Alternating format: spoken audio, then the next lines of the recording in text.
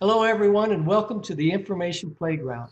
I'm Ron Bush. I'm your host, and I own Ron Bush Consulting. We underwrite the program, the Information Playground. If you're in Northwest Indiana, I encourage you to listen to us on WVLP FM. That's 103.1 on the FM dial, and I hope you're either listening to us there or streaming us from the website, which is even a better idea because then you can see all the great things that WVLP is doing in the community. And if you'd like to be a part of that, there's a way for you to become involved. And if you're interested in giving back to the community and underwriting any of the programs WVLP has, including mine, you're welcome to do that. If you're needing to listen to us on demand, you can catch us on any of the podcast channels under the Information Playground or watch us on YouTube under the Information Playground. You're welcome to check out my book, Staying Safe in a Very Dangerous World. Think Before You Click. It's available on Amazon. And by all means, say hello to our special guest today, good friend Larry Young. Larry, welcome, and how are you today? I'm great. I'm great today. I'm so excited to be on again, virtual as we always are. But what a great day. Yes, yes, it's gorgeous where I am. It's a beautiful day wherever you are. And That's we're right. on the right side of the grass, and we're doing well. So, mention your book for the folks before we get going. Your books, your how people can reach you, and also tell the folks a little bit about yourself. Yeah. Okay. So I'm Larry Young. I'm the owner of Boiling Frog Development, which really what we do is we help organizations to define their target markets and then to help position their organization and their sales staff to be right in the center of that target market so they can seize their dream clients. Then we do that through business development, advanced business development strategy. We do that through the books. I wrote the book Walk the Sales Plank, which gives kind of an idea of some of the concepts. And then just like you, Ron, I do the conference speaking and things of that nature when we're able to. And now we're doing that, as we spoke earlier, virtual.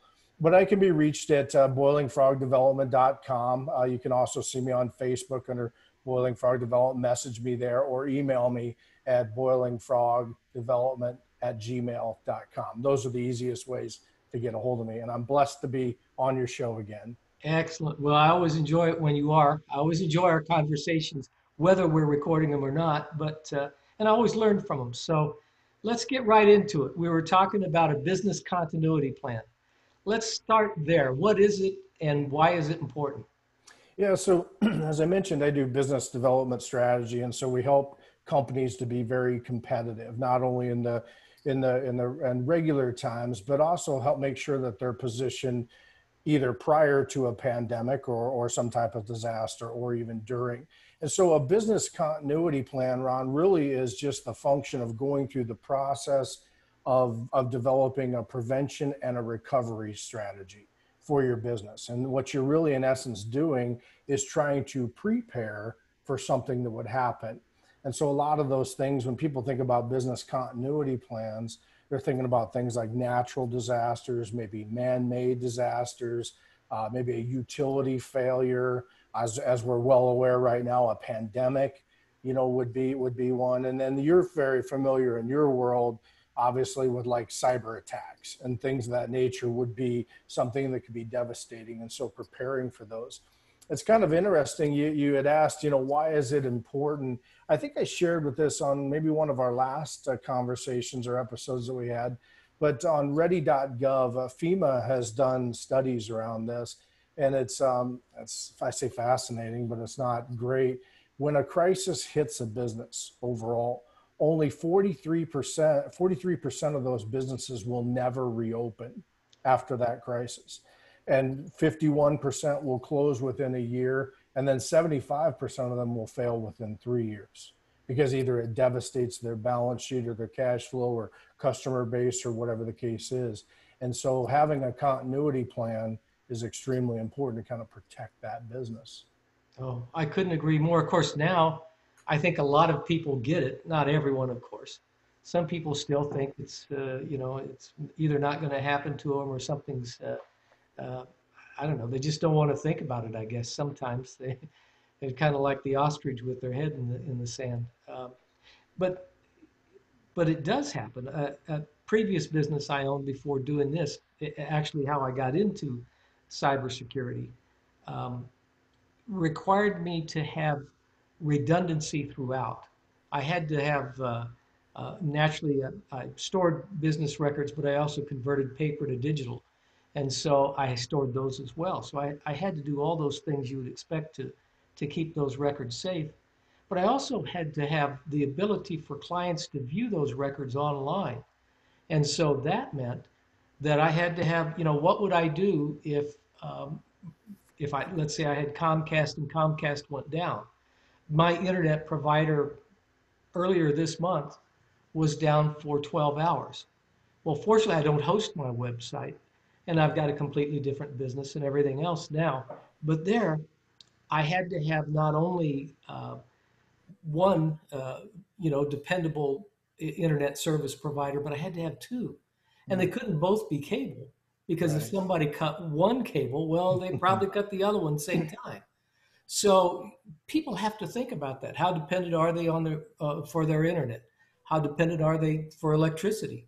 There's a host of things that come into play that most people just don't even consider. Oh well, if it's down, it's down. Well, how much are you losing every hour that it's down, or every day? Is Absolutely. it, if you don't do business on the internet, maybe it doesn't matter to you.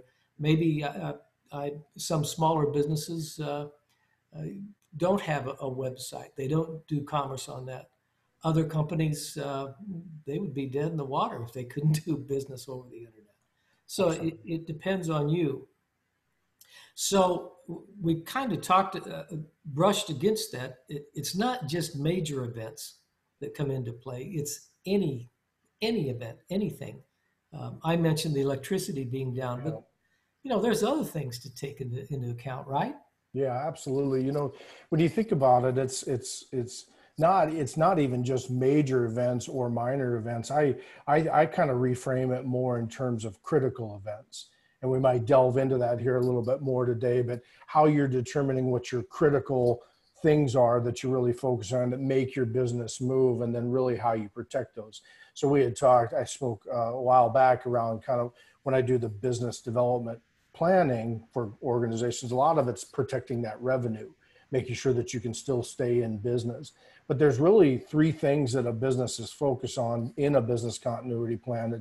It's your assets, which would be obviously your building or machinery or equipment or things of those natures, the things that we own, the brick and mortar, if you will, and things like that. Secondly, you're protecting your people. So you're not only just protecting their life, but you're protecting their livelihood. So you can't have your business be down for 2 months, as an example, and then they go next door to the competitor because they're up and going. So you have to protect those. And the third is really your processes. And processes is kind of, in my opinion, all encompassing. It really is a focus on how you deliver your products and services to your clients. I also kind of throw in there the idea within processes like reputation. And in your world, that becomes a big deal, what you're trying to protect. It's not only just the financial risk, a continuity plan, but even reputation. So I think back to a time, what was that, 2, 3 years ago, Ron, when Target, and they're not the only one now, but they've had a data breach. And so there's not only a financial loss and a time loss, but there's a reputation loss. And those are the things that a business continuity plan is trying to really protect. And you're looking at the critical aspects of those. Yeah, it's interesting you say that. We're living in a world where just yesterday two data breaches happened. One was Twitter, Yep. where many major celebrities, but it included, oddly enough, Elon Musk and Bill Gates had their Twitter accounts hacked, and people pretended to be them, and then encouraged people to donate, and of course gave them the place to do that. It's estimated they got $100,000 out of that, which honestly is chicken feed when it comes to these kind of things. Yeah. The other thing that happened was in Maryland. The Maryland Division, it's a state agency, Division for Disabled People. I forget the full name of it, but it's estimated that they stole the records, the health records of 350 disabled people. Now Wow. that may sound like small potatoes. First off, the group that's been attacked now, that's awful that anyone would take advantage of that. But health records, many people don't realize it. You can buy a social security number on the internet for, a stolen one for about $1. You Wow. can get the same for probably credit cards because credit card companies sometimes $5, but credit card companies have gotten very good at stopping the theft on those. Yeah. Medical records, though, anywhere from 50 to 75 on average, and up to $1,000 or more, Yeah. uh, just on a normal basis. Now you get uh, somebody maybe they're on special medication. I'm thinking of the disabled folks. They're on special medication. Those pills can be worth a lot of money on the dark web. The prescriptions will be worth a lot of money on the dark web. I mean, all the theft that goes into that, all the different identity thefts, whether it's insurance identity theft or it's other types of fraud. That's what makes the healthcare records so expensive on the dark web and so worthwhile to the criminal. Absolutely. I can only think of some poor disabled person that now has their insurance frozen because of fraud on the policy, and now they can't get the medication they need to live. Absolutely. This is the kind of stuff that we deal with. So you do you think back to business continuity? I'm sorry for taking us down a No, gloomy that's great. road, but do you find that most companies take the time to do this? It's probably almost a 50-50 in all the years that I was working and still do work with, business customers and things of that nature. I think most companies do it, but what I would say the differentiation is the degree at which they do it. So it's kind of that old, not funny thing, but a business owner goes, "Hey, I got it right up here. It's all right," and then they're hit by a bus or whatever the case would be. But then some people might go all the way to having it on a napkin, all the way to having a formalized, third party come in. And so a lot of times what I find is people go, "No, I've got my IT covered. Everything's in the cloud. I'm good."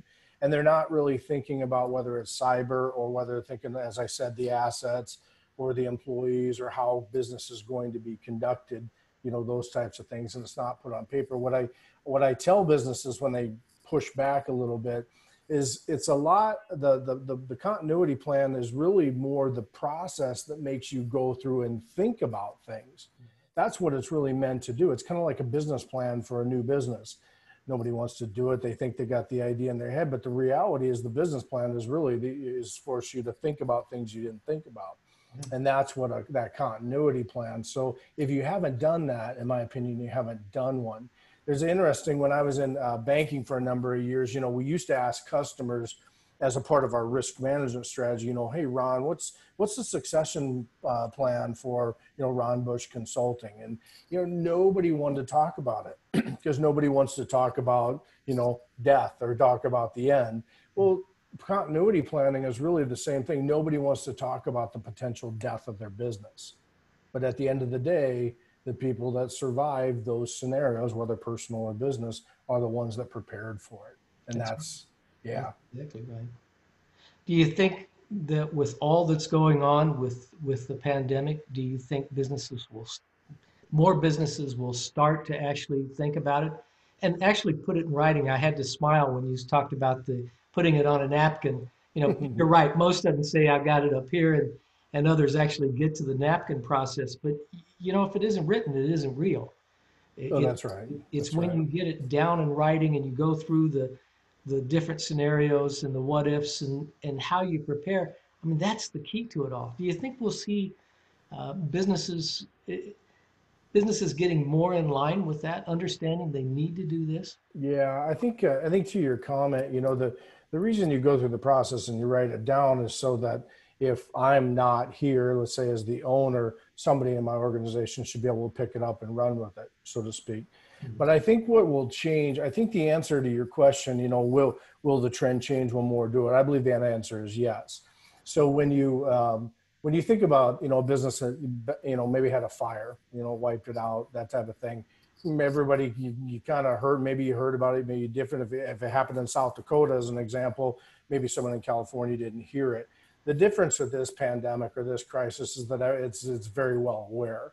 And so I think you just have more and more people. So yes, I think more will do it naturally because so many more people are affected by this particular crisis.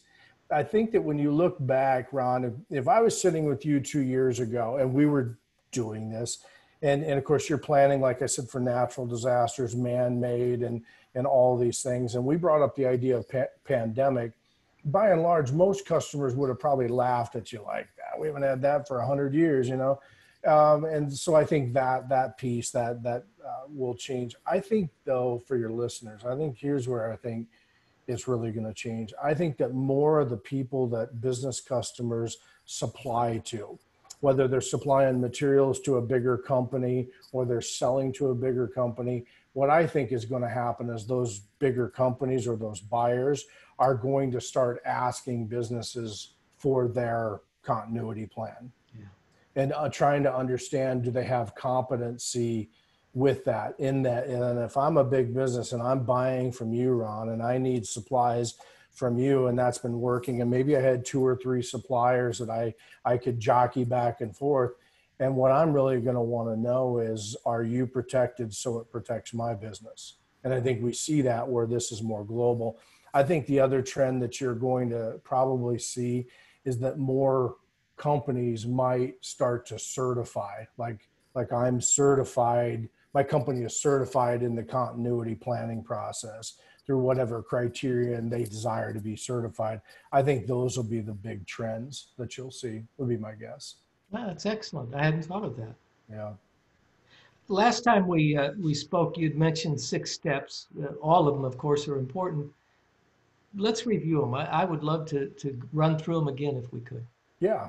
So I'll do just kind of a quick review. I think we spoke about it last time, but there's really about 6 steps, and you can argue how you alter those. But the first is really that you're setting goals, and that's really to kind of set the priorities for what do you want to accomplish. Do you want to protect against everything, or do you just want to focus on critical assets, things like that? That's very important to do.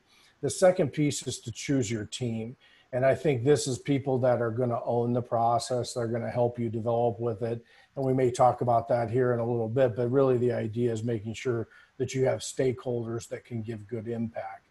The next 2 steps, 3 and 4, are really around completing the business impact analysis, which is where you're really starting to understand those critical pieces. And then the 4th is the risk assessment. And that's a little bit more of like the likelihood, Ron, of something happening. So this is where the meat of the process is, and it's where you spend a lot of the time. And then lastly, you follow up with testing, which I always joke, that's kind of like the fire drill in school. You're constantly testing to make sure that it works and that type of thing. And then lastly, updating, which is blowing the dust off it so that it maintains and it's current for the most part. But those are generally about the 6 steps that a business will follow through to protect themselves. How often should a business do this? I realize that's going to depend on size, industry, a whole lot of variables, but just a run at it, maybe for an average small business, maybe which the federal government defines small businesses 500 employees or less, but most of us would think that's a pretty good sized business. But maybe the SMB market and then the enterprise market. And you may want to separate out industries. I'll leave it to you.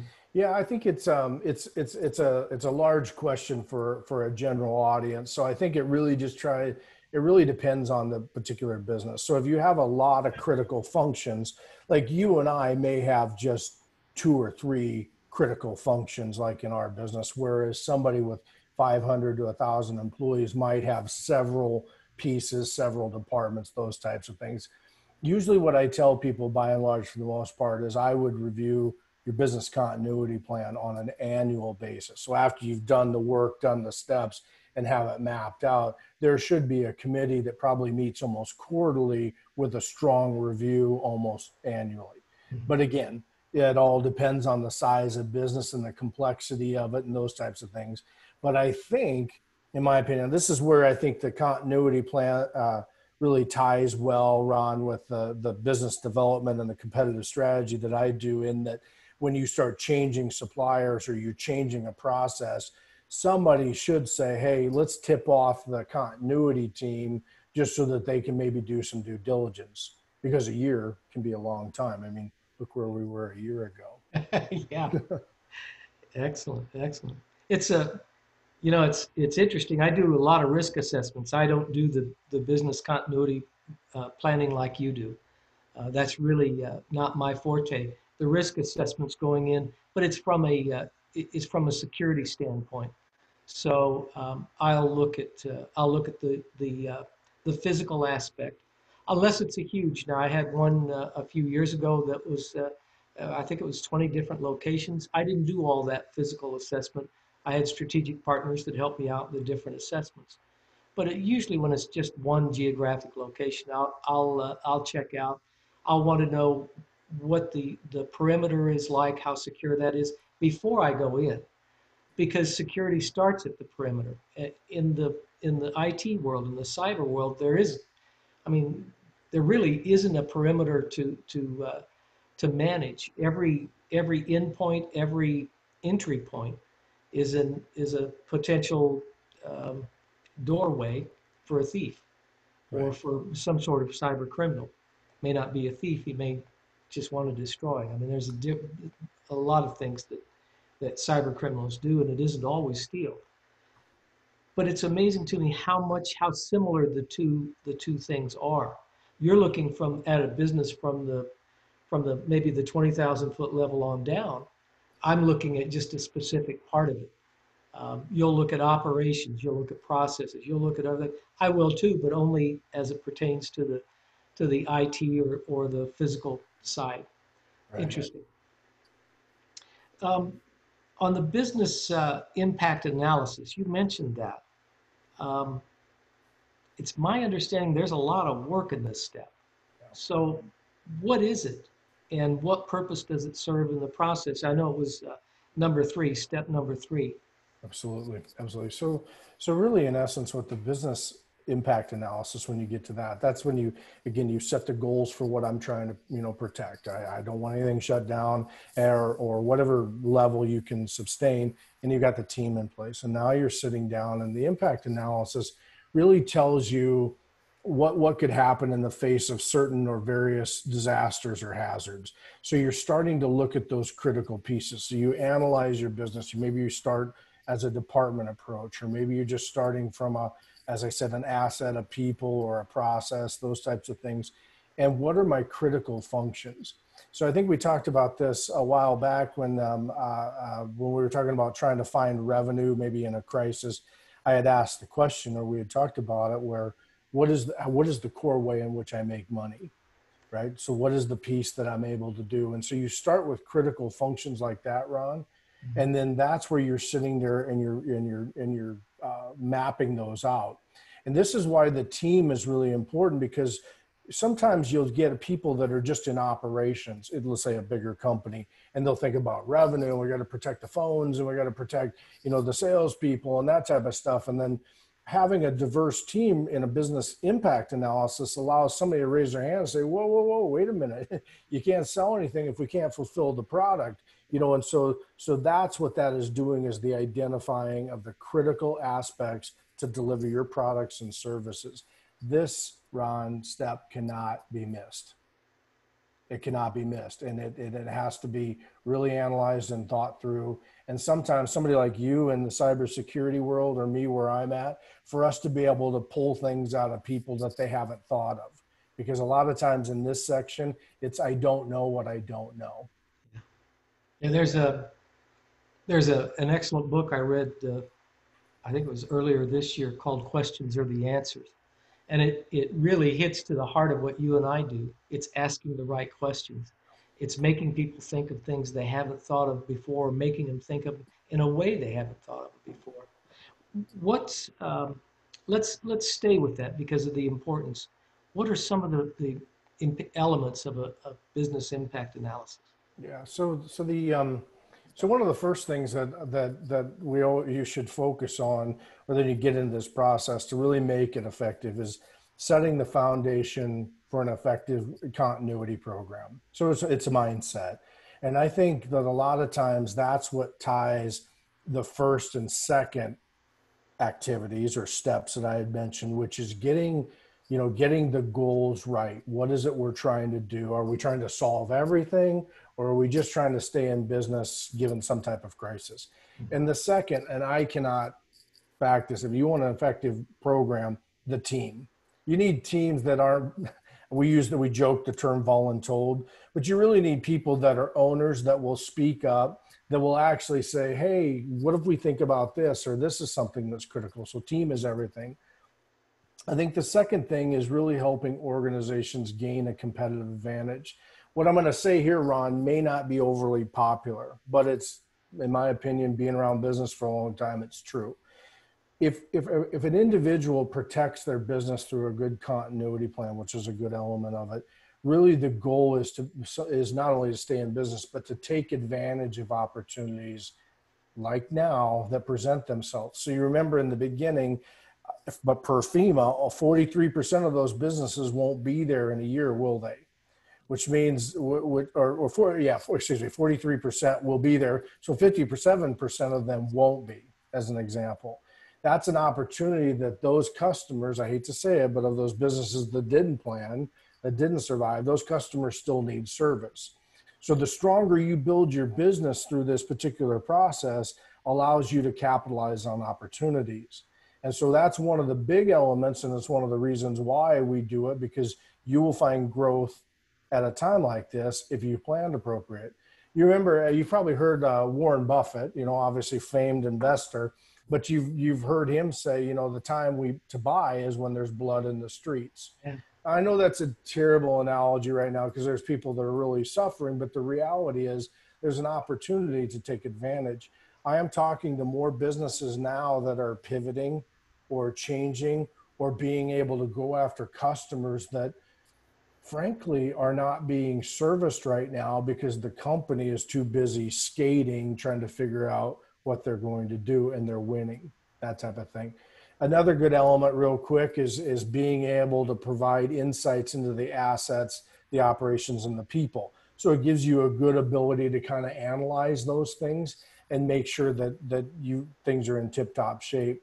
And then well enough, we both touched on this. I think another last good element of that is that it should be good enough, and it should be detailed, and it should be written. If it's not written, it's not done. There was my college football coach always used to say that we could leave our playbook on the seat of our opponent's bench. And I think he stole that from maybe like a Lou Holtz or something, but nevertheless, but the idea is that it was mapped out, right? You had our playbook, which is good, it's written, but at the end of the day, the best element is one that you can execute. And that's what he was trying to tell us. You got to execute the plays. You got to be able to execute, the business continuity plans. So. Well said. We're going to take a short break. Before we do, though, I've got to come back to Warren Buffett. And my apologies to him. He said it very dramatically, but it's something I've believed in. I'm probably stealing it from someone I read years ago. But every problem, every disaster, every negative thing you can think of also produces an opportunity. And this time, with all of this tragedy, and admittedly, there's death with pandemic, there's sickness, there's bankruptcies. I hate to think of when either things start loosening up or in time, how long it's going to take, I don't know. We're going to see an awful lot of bankruptcies, both personal and business, both. It's just people that couldn't hang on long enough. Yeah. Maybe they hadn't prepared, maybe they hadn't planned, and maybe they just didn't have the resources. But whatever the case might be, you're exactly right. There's always an opportunity. And if we focus on the opportunity and not the problem, not the disaster, I mean, we can get caught up in it and we can just say, oh, how awful it is, and that's all we look at. But if we instead choose to look at the opportunity, how can we improve this situation? How can we benefit others? How can we look to help others? How can we turn this negative into a positive? If we do that, I mean, those answers may not come easily, and the job doing it may not be easy. But there's no way we can do it if we don't look at it, if we don't look forward, if we don't try to find the opportunity and develop that. So Absolutely. it's my show, so I get to pause, I get to get the last thing in before I You're go. doing great. It's a great point. Absolutely. So you're listening to the Information Playground, and I'm glad you've joined us today. I hope that you're enjoying this conversation, and I hope you're getting a lot out of it. If you haven't noticed, I'm taking tons of notes. Thank you, Larry. And so the Information Playground is dedicated to we live in such a technological world, but it's a fast changing world. And so my background is cybersecurity. We brought it up. The Ron Bush Consulting, that's what we consult on, is helping businesses both limit their liability and protect their business. But we also recognize there are things that are affected as a whole. The business principles that Larry brings to the table. And I hope that if you didn't catch the name of his book, Walking the Sales Plank, I think is the name of it. I hope you do, because I read it and it's an excellent book. I hope you pause to take a look at mine too. It's available on Amazon, electronic or paperback, and it's Staying Safe in a Very Dangerous World. It's a book I use to do risk assessments or do employee training even. Actually, I do more employee training with it because most businesses don't have information security policies and procedures. So I use the book as a guide to get us through that and develop awareness in the employees. But you can catch us on WVLP. It's an excellent community radio station. Please look it up, WVLP.org. And if you'd like to get involved in the community or underwrite programs on that, that's the way to do it. And they're an excellent radio station and very fine people there. If you are looking for the Information Playground on demand, maybe your schedule doesn't permit you to finish this program or you want to listen to it again, you can catch us on podcast or on YouTube, both under the Information Playground. You can reach me at ronbushconsulting.com. And if you want to shoot me an email, it's ron@ronbushconsulting.com. Larry, how do people get a hold of you again? Yeah, absolutely. The easiest way is I'm on Facebook, Boiling Frog Development. Otherwise, boilingfrogdevelopment.com is my website. And then they can email me directly at boilingfrogdevelopment@gmail.com. Easiest way. Excellent, excellent. We were talking about the business impact analysis. Is there anything else that we want to add to that before we move on? I've got a question that I want to ask that combines it with another subject, but I want to make sure we finished with the business impact analysis first. Yeah. I think one of the crucial pieces I'd share with the listeners, sometimes I get asked, well, what are the steps or what are kind of the important points, that type of thing. And I know we've kind of covered them. It's kind of smattered them throughout this conversation a little bit. But I think it's just important that first and foremost, as I said, you're trying to really understand the critical functions of your business. And that really ties, I think, a lot of time, the best tip that I can give is get the right team in place. Or, those, again, I think I mentioned earlier, somebody that's going to raise their hand and say, well, wait a minute, did you think about this? Also team that are going to own it, like this is something that they want to do. And then I think with that, just really making sure that there's times to bring in third party. So a company might have an IT specialist and they handle the IT and the company feels like they're protected for cybersecurity when they really need to use those third parties where they don't know what they don't know. I think that's one of the key steps. The second, and I really want to make this point right now, I think this is critical. So we're thinking about assets and we're thinking about people and we're thinking about processes, and those types of things. But a lot of times when I do that competitive strategy and the business strategy, which ties to this, a lot of people will say, well, as a part of my continuity plan, I've got, 3 different suppliers as an example. So if this guy goes down, I can go to her and she's going to supply me. But what we don't know, and where you need to take that a step further, is where do those 3 people get their materials? Because what you'll find is those 3 might get their materials from the same place. And I don't know if there's a good example, but what if that supplier for those materials was in Wuhan 6 months ago, right? And so when you're doing a continuity plan and you're identifying those critical pieces, which is also a part of the risk assessment, you really have to really dig down and really start asking yourself, how valid is that? Is that likely? And I think that's a step that a lot of times gets critically overlooked. I've got everything in the cloud, I'm covered, right? But the reality is they're not covered for cybersecurity and taking it that step farther. So I would just point that out before we move on from that. Excellent, excellent. So you've mentioned risk assessment several times. I've alluded to it as well. What's what's the difference Yeah. between a business continuity plan and a risk assessment? Yeah. So the keys in this, as we've covered, the BIA, the business impact analysis, covers the critical process. So I'm just listing those out. What a risk assessment does is it helps us to identify potential hazards and analyze the likelihood of those happening against those assets or those critical functions. So this is where you have identified those and you go, okay, now would this actually affect it? So think about a tornado in the Midwest. Very likely it could take out my business. Is a tornado likely in Phoenix? Probably not. Is a flood in Mississippi a little more likely than even a flood in Phoenix to that degree? And so what you're really trying to do with the risk assessment is, now I'm looking at the things that could happen, and then what would be the likelihood and how would they then affect those critical functions.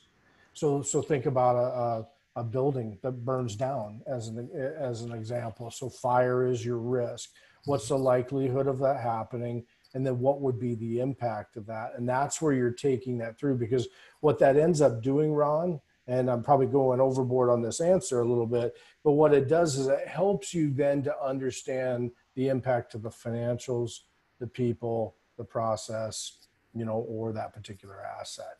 And those are the big difference. But I want to make sure that your listeners understand that those are like cousins, right? They work together simultaneously. There's some argument over which one you complete first versus the other. I always typically complete the BIA first, but the reality is if you argued with me to do the other, I wouldn't fight back. I just think they have to, by and large, generally, Ron, work together for the most part and whatnot. And so that's where you're thinking through scenarios, magnitude, timing, of that nature. You preempted my question. I'm just going to ask if there's an order that you do them in, which one comes first? Can you do them together? Yeah. Um, Yeah, and I excellent. think just a quick expansion on that. I think it's because of my background in the financial and my background in the strategic, business development strategy, where that just tends to be where I focus. But again, Ron, if you argued with me, I wouldn't argue back. I think that a lot of times when you identify the critical function, as an example, I'll just give you a quick example, but if it was a building destruction, right? If that was a critical, I need my building, it's special. Well, fire, tornado, and flood probably do about the same thing by and large to that structure. So I feel like if you identify them first, the risk assessment becomes easier. That's just my feel. It just makes good sense. Yeah. I will say that prior to the pandemic, I think it was a harder sell to do both of them. Yeah. I think it's probably easier now. Experience will bear me out whether I'm right or not on that, but I think it may be because people's heads are there now. Yeah. They realize things can happen. Yeah. So you've will say that you as a company, you've got the business impact analysis done, and you move to the risk assessment. What important goals are you trying to achieve now? Yeah. And I kind of alluded to a couple of them there, but I think you're looking for vulnerabilities. So flood as an example, and then you look and okay, so you're thinking you're building your people and your processes, and I can't. So you start right away when you're doing the risk assessment. You look for flood, and you say, well, we're up on a hill. Okay, so flood, could it happen? In order to reach here, it would be a 500-year flood. That is minimal. Those types of things, and so you're really looking for the vulnerabilities of what are going to function. As I said, a tornado in Phoenix is probably not going to happen. An earthquake in South Dakota is pretty unlikely. And so you don't need to plan for those. The second thing is I think that your goal is then to look at the severity of the damage, so to speak, when you're setting goals. So I'll give you a really good example. I stick with the same one just for consistency, but let's think about your biggest asset is maybe your building that your business is in. And let's think about fire. This is really, this analogy, I think, really just sums up a risk assessment. So you look at your building, you say, okay, there's a fire. A fire could typically has the potential to wipe this out. Ron, is there a difference between a building for fire, between one that has a sprinkler system versus one that doesn't? Oh, definitely. There's totally, right? So you can quantify, right? If we have a state of art sprinkler system, if a fire happens, boom, damage is expected to be, I don't know, 10%. But if we have that same building and we don't have anything, then the risk of loss could be 80, 90, 100%, right?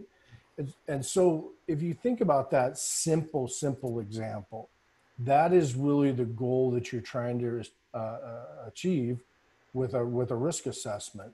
What is the likelihood and what would be the impact? Because you can see where, when you tie those together, the vulnerability of the building and now the risk, you can start to see where that's going. So let's say that in your business, your building is the most important. You don't have a sprinkler system. The risk of loss is great from a fire. It could easily happen. Anything could happen. And you know there'll be a complete annihilation of your building and infrastructure. Then what would probably, as a business owner, what would you probably try to do? You'd want to insure, you'd want to take precautions. There's a Absolutely. number of steps to take, but you And have so to identify them. that's right. So you identify the critical function, what would be the risk given the current state of where I am, and then you can make management decisions around the recovery. A lot of times what I think people make the mistake of doing, and this ties into your world, is they want to jump to the recovery idea. It's a typical business owner. I do it too, right? We want to jump to solutions. Oh, we need a sprinkler system. So you just, you put it in. Now that's a simple example. We'll put everything in the cloud. We'll be covered, And the reality is when you jump to solutions and you don't go through the process of the BIA and the risk assessment, you could be planning for something that either is never going to happen, which ties up resources, or you're not well prepared for something that will. This is why, like in the cybersecurity world, a guy like you is paramount to be, that third party, because you can say, whoa, this is more the likelihood. Here's some of the things that work, those types of things. And so I think those are important goals of a risk assessment. Oh, I could not agree more. I remember one client or one risk assessment that I did a few years back.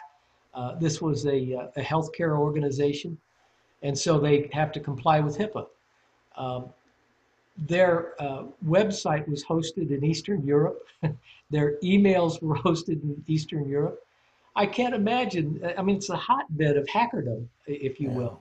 I can't imagine a worse place to put anything. They were completely out of compliance with HIPAA and a whole array of issues, those not being the least of them. My point is that um, the first thing that you've got to do, it's very similar when you do a risk assessment, or at least when I do it, the first thing I do is what data is at risk and who has access to it. So there isn't, if they want to be honest, there isn't a CIO or an IT director or an owner of a business from enterprise down to the smallest that can tell you where all their data is, because most of it's unstructured today. Used to be we had everything in files, everything ran on a mainframe or on a mini computer. Well, those things, most businesses don't have mainframes, and I don't think there are any mini computers anymore.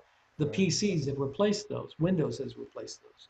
And so now, where's your data? Well, yeah, you do have it on a server, but you also have it in all your emails.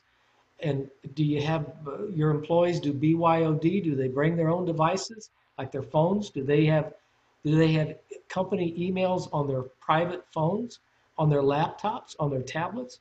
I mean, where is your data? Well, it's just about everywhere. It's in your Yeah. browsers. It's no matter. How do you protect that? Well, that's where you start the risk assessment. Identify what it is, where it is, and then identify how you protect it. How will an attacker compromise that data? Will they steal it, destroy it, hold it in ransom? What are they going to do? Well, you've got to look at all those scenarios and figure out how to protect it in all those scenarios. So uh, there's a, I get excited because it's what I do, just like you do with the business continuity.